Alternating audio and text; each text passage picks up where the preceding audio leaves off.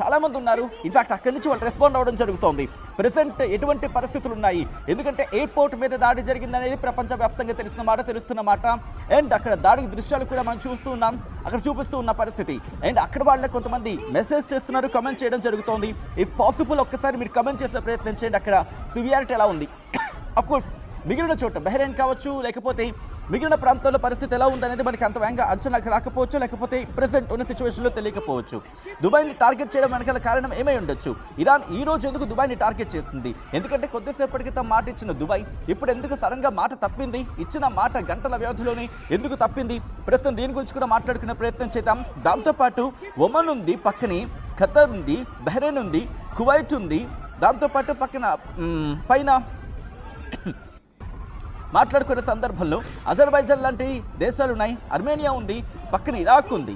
ఆ తర్వాత మాట్లాడుకుంటే ఇంకా కాస్త ఇటు సౌదీ అరేబియా, ఇవన్నీ కూడా ఇక్కడ ఉన్న పరిస్థితి. బట్ వేటిని టార్గెట్ చేయకుండా ఎందుకు ఈరోజు దుబాయ్ని మాత్రమే టార్గెట్ చేసింది అనేది ఒక్కసారి మాట్లాడుకునే ప్రయత్నం చేద్దాం.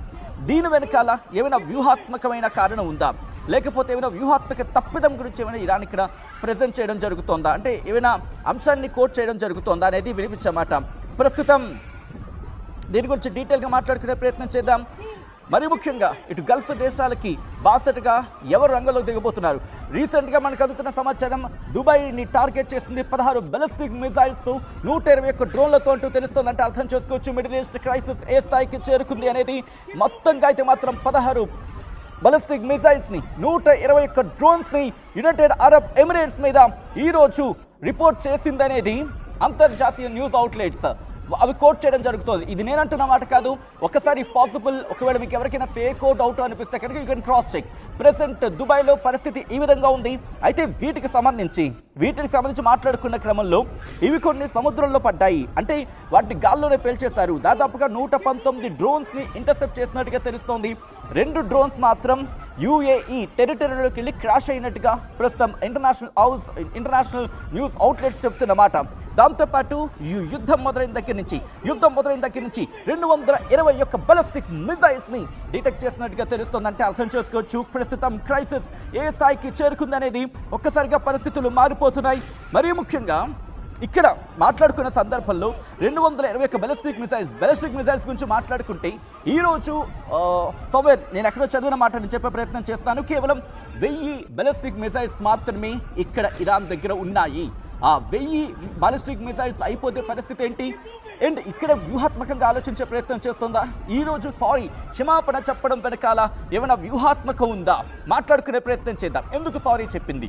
బహుశా everything is fair, love and war అని చెప్పి, లవ్ అండ్ వార్లో ఏదైనా ఫెయిర్ అని చెప్పి అంటూ ఉంటారు కదా, అటువంటిది ఇక్కడ వ్యూహాత్మకంగా ఇటు తప్పుడు దారి అంటే పక్కదారి పెట్టే పరిస్థితులు ఏమైనా కల్పించే ప్రయత్నం చేస్తుందా ఇరాన్? ఎందుకు నేను ఈ మాట అంటున్నానంటే, నేను సారీ చెప్పాను, సారీ చెప్పిన తర్వాత ఓకే వీళ్ళు ఇంకా ఆగిపోతారేమో అనుకున్న తర్వాత ఒక్కసారిగా కామ్ డౌన్ అవుతుంది. కామ్ డౌన్ అయిన తర్వాత ఒక్కసారిగా బాంబులు కనుక వేస్తాయి, మిజైల్స్ని కనుక వేస్తాయి, అక్కడ ఉన్న పరిస్థితుల్లో అర్థమవుతుంది సినారియో. అండ్ ఎక్కువగా డ్యామేజ్ చేయొచ్చు అని చెప్పి ఇరాన్ ఆలోచించిందా, లేకపోతే నిజంగా క్షమాపణలు చెప్పే పరిస్థితి అనుకుంటే కనుక మరి మిగిలిన దేశాల మీద ఎందుకు అటాక్ చేయలేదు? అక్కడ చాలా కామ్గా కనిపిస్తోంది వాతావరణం. బట్ దుబాయ్ని ఎందుకు టార్గెట్ చేస్తోంది? ఇది point B. And point C, దుబాయ్ని టార్గెట్ చేయడం ద్వారా మిగిలిన వాటికి వార్నింగ్ ఇస్తున్న పరిస్థితి ఉందా, మిగిలిన వాటిని బెదిరిస్తున్న పరిస్థితి ఉందా? దిస్ ఈజ్ ఇన్ఫ్యాక్ట్ థర్డ్ పాయింట్గా మాట్లాడుకుంటే. అండ్ దాంతోపాటు ఇంకా డీటెయిల్గా మాట్లాడుకునే ప్రయత్నం చేసినప్పుడు డ్రోన్స్, ఇరాన్కి సంబంధించి మొత్తం 1305 డ్రోన్స్ని, I'm just giving the information, నేను అంటోంది ఇన్ఫర్మేషన్కి సంబంధించి, ఇది ఇంటర్నేషనల్ న్యూస్ అవుట్లెట్స్లో వస్తున్న వార్తలు ఇవి. 1305 ఇరానియన్ డ్రోన్స్ని ఇటు దుబాయ్ డిటెక్ట్ చేసిందని, మరి ముఖ్యంగా 1229 అంటే 1229 అంటే మహా అయితే ఒక 6 డ్రోన్స్ మాత్రమే యుఏఈ టెరిటరీలోకి వెళ్ళి ఉండొచ్చు గాక. అండ్ ఇంకా డీటెయిల్గా ఇంకా ఎక్కువే దాదాపుగా 76 ఇటు దుబాయ్ టెరిటరీలో, అంటే దుబాయ్లో వచ్చి పడ్డాయి. Dubai in the sense UAE, United Arab ఎమిరేట్స్లో వచ్చి పడ్డాయి అనేది ఇక్కడ ఇంటర్నేషనల్ న్యూస్ అవుట్లెట్స్ చెప్తున్నమాట. దాంతోపాటు 8 క్రూయిజ్ మిసైల్స్ వాటిని డిటెక్ట్ చేయడం జరిగింది, డెస్ట్రాయ్ చేయడం జరిగింది అనేది ఇంటర్నేషనల్ న్యూస్ అవుట్లెట్స్ గణాంకాలతో చెబుతున్న మాట ఇది. సో ఈ పరిస్థితి బట్టి అర్థమవుతుంది ఏంటి, ఇది కాస్త ఇంకా ముందుకు వెళ్ళే అవకాశం ఉంది, ఈ దాడి ఇంకాస్త ఎక్కువ అయ్యే అవకాశం ఉందా అంటే కనుక అవుననే మాట వినిపిస్తోంది. అండ్ ఇక్కడ ట్రంప్ కూడా ఇరాన్ దాడి మీద రియాక్ట్ అవ్వడం జరిగింది. మరి ముఖ్యంగా ఆయన మాక్ చేస్తున్నారు ఇరాన్కి సంబంధించి. ఇటు ఇరాన్ని వెంటనే సరెండర్ అయిపోవాలంటున్నారు. ఎవరికి? వాళ్ళ పక్కనున్న ఈ నైబర్స్కి మీరు వెంటనే సరెండర్ అయిపోవాలని చెప్పి ట్రంప్ చెబుతున్న మాట. మరి ఈ క్రమంలో సరెండర్ అయ్యే అవకాశం ఉందా? ఎందుకంటే మీరు కనుక సరెండర్ కాకపోతే పరిస్థితులు దారుణంగా ఉన్నాయని చెప్పి అర్థం వచ్చేలా ఆయన మాట్లాడుతున్నారు. ట్రంప్ బెదిరింపులకు ఇరాన్ దిగుతుంది అని చెప్పి మీరు అనుకుంటున్నారా? Iran which is being beat to hell, ఇది ట్రంప్ అంటున్న మాట. అసలు ట్రంప్ ఏమంటున్నారో ఒకసారి చెప్పే ప్రయత్నం చేస్తాను. తన ట్రూత్ సోషల్ మీడియాలో డొనాల్డ్ ట్రంప్ అమెరికా అధ్యక్షుడు చేసిన ఆ స్టేట్మెంట్ని ఒక్కసారి నేను మీకు చదివి వినిపించే ప్రయత్నం చేస్తాను. కొద్దిసేపటి క్రితం ట్రంప్ కూడా రియాక్ట్ అయ్యారు. ట్రంప్ రియాక్ట్ అవుతూ Iran which is being beat to hell has apologized and surrendered to its Middle East neighbors and promised that it will not shoot them at them anymore అని చెప్పి చెప్పుకొచ్చాడు. So ఒక్కసారి నేను దీన్ని తెలుగులోకి translate చేసి అంటే అనువదించి చెప్పే ప్రయత్నం చేస్తాను. ఎందుకే ట్రంప్ ఏమంటున్నారని చెప్పి. ఇరాన్ క్షమాపణలు చెబుతోంది, ఇకపై మిడిల్ ఈస్ట్లో దాడులు చేయము, లొంగిపోతామని అర్థం వచ్చేలా చెప్పుకొచ్చిందంటూ కూడా ట్రంప్ చెప్పుకొస్తున్న పరిస్థితి. మరి ఇటువంటి సందర్భంలో ఆయన ఏమంటున్నాడు?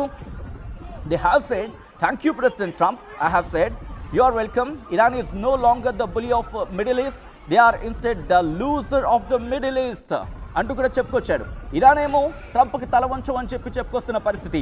But when it's comes to the subject here it again ఏమంటున్నాడు ఆయన? వాళ్ళు అంటే ఇరాన్ థ్యాంక్ యూ చెప్పుకొచ్చింది నాకు, థ్యాంక్ యూ ప్రెసిడెంట్ ట్రంప్ అంటూ ఇరాన్ చెప్పింది అనేది ట్రంప్ చెప్తున్న మాట. అయితే నేను స్వాగతించాను. అండ్ అప్పుడేమంటున్నాడు? మీరు ఇంకా మిడిల్ ఈస్ట్ని బులింగ్ చేయడానికి పనికిరాదు, భయపెట్టడానికో లేకపోతే తక్కువగా చేసి మాట్లాడడం కరెక్ట్ కాదు. అండ్ ఇప్పుడు మీరు మిడిల్ ఈస్ట్లో లూజర్స్ అంటూ కూడా ట్రంప్ చెప్పుకొచ్చాడు. And will be for many decades until they surrender or more likely completely collapse. Today Iran will be hit very hard. another big breaking news అని చెప్పుకోవాలి. ఈరోజు ఇంకా గట్టిగా కొడతామంటూ ట్రంప్ చెప్పుకొచ్చిన మాట. అంటే ఈరోజు రాత్రికి మళ్ళీ దాడుని తీవ్రతరం చేయబోతున్నాడా ట్రంప్? దీని గురించి మాట్లాడుకుంటున్న సందర్భం. ఒకవేళ ట్రంప్ దాడి చేస్తే పరిస్థితులు ఎలా మారే అవకాశం ఉంది? దీని గురించి డీటెయిల్గా మాట్లాడుకునే ప్రయత్నం చేద్దాం. ట్రంప్ చేసిన ఆ స్టేట్మెంట్ అది. ట్రంప్ చేసిన స్టేట్మెంట్ కొద్దిసేపటి క్రితం ట్రంప్ కీలకమైన వ్యాఖ్యలు చేశాడు. ఈరోజు రాత్రికి ఇరాన్ మీద భీకర దాడులకు ట్రంప్ పాల్పడబోతున్నాడా, ట్రంప్ దిగబోతున్నాడా అంటే అవుననే మాట వినిపిస్తోంది. ఇటు దుబాయ్తో ఇప్పటికే పూర్తిగా అస్తవ్యస్తం అవుతోంది అనుకున్న సందర్భంలో, అక్కడ ప్రజలు భయపడిపోతున్నారు అనుకున్న సందర్భంలో ప్రస్తుతం ఆ వేడిని ఇంకా రాజేసేందుకు, ఆ కాక ఇంకా రేపేందుకు ట్రంప్ కంకణం కట్టుకున్నాడా? ప్రస్తుతం దాని గురించి మాట్లాడుకుంటున్న సందర్భం. చూస్తూ ఉంటే కనుక దుబాయ్లో ఒక్కసారి మీరు చూడండి, వాళ్ళ ప్రాణభయంతో పరుగులు పెడుతూ ఉంటే ఎక్కడో ఉన్న ట్రంప్ స్టేట్మెంట్ అవ్వడం సమంజసమేనా? అండ్ మీరు అంటున్నారు గొంతు చించుకొని చెప్పి. ఎస్, ఎందుకు మాట్లాడకూడదు? ఈరోజు గల్ఫ్ దేశాలు ఒక్కటై ఉండుంటే కనుక, ఇరాన్తో కలిసి ఉంటే తప్పప్పులుంటే కనుక కరెక్ట్ చేసుకోవాల్సిన ఏ దేశం అయినా కూడా. కానీ ఇంకొకటి వచ్చి నా దేశంలోనో లేకపోతే ఇంకొకటి వచ్చి నా ఇంట్లో పాలిస్తా ఉంటే ఒప్పుకుంటామా చెప్పండి? Should we accept that? ఈరోజు ట్రంప్ చేస్తున్న వ్యాఖ్యను సమర్థిస్తామా చెప్పండి మీరు? ఈరోజు దుబాయ్ బాధపడుతుందంటే కారణం ఎవరు? ట్రంప్ కాదా? ఇరాన్ ఈరోజు బాధపడుతుందంటే కారణం ఎవరు? ట్రంప్ కాదా? ఎస్, ఖమేనీ తప్పు చేశాడు. ఖమేనీ తప్పు చేస్తే శిక్షించాల్సింది ఎవరు? అక్కడి ప్రజలు. పోనీ నువ్వు శిక్షిస్తే శిక్ష ఎలా ఉండాలి? ఆ దేశానికి లాభం జరిగేలా ఉండాలి. కానీ నీ శిక్ష కాదది. Resume change చేసేస్తావా? ఎవరింట్లోకి వెళ్ళి ఎవరి రాజ్యం నువ్వు తిరిగి రాసేస్తావు? Why don't we question and leave it about us?